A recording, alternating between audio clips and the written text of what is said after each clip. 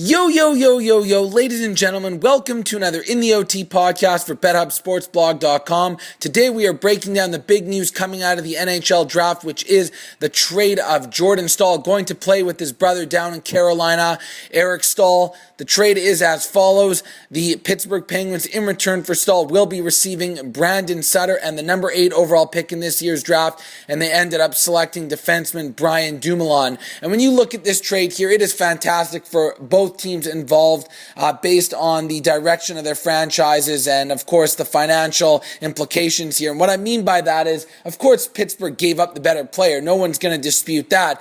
But when they offered him a 10-year extension and he denied it, they knew that moving forward it was going to be very difficult to keep him in the plans long term. So you've got to give Ray Shearer a ton of credit for being able to trade him right after that and not allowing it to be a distraction, and most importantly, getting back some fantastic assets that will make the Penguins still a contender moving forward, even though they have a fairly big hole to fill with Jordan Staal's departure.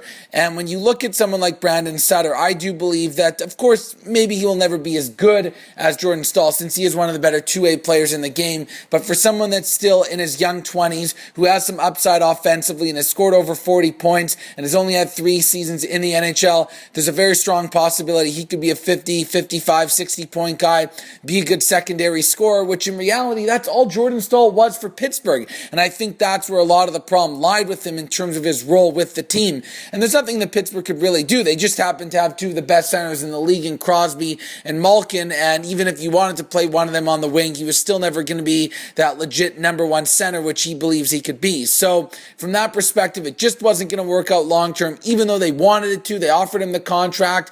And if for some reason they went into this year with him not having that long-term deal, you knew there could be some possible animosity and it wouldn't be good for team chemistry.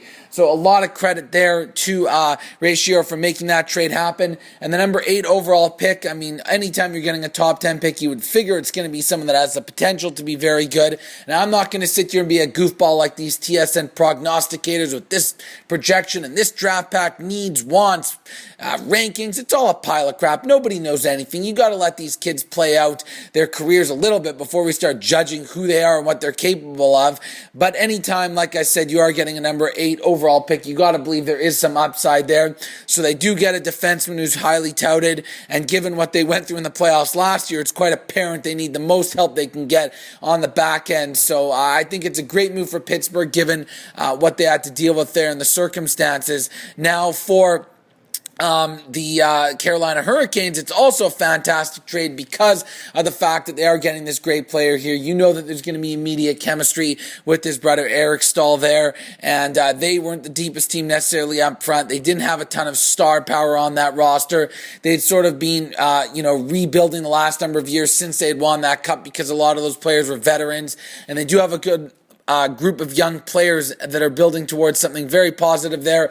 I love what happened when Kirk Muller took over last year. So, they bring him in here, and those 2 guys can be the cornerstones of the organization moving forward. And as much as Brandon Sutter's a good young forward, it Staal's better, and they don't mind giving up a number 8 overall pick on the back end, given the overall depth that team is starting to build back there. So overall, it's a great treat for both teams, and you got to give credit for both general managers to make this happen as quick as they did at the draft here today. So Chad here with another In the OT podcast, BetHubbSportsBlog.com, breaking it down. Jordan Staal to go play with his brother in Carolina. I expect them to be in the playoffs next year with this move, and I'm sure they're not quite done yet when the free agency market opens here in a couple of weeks.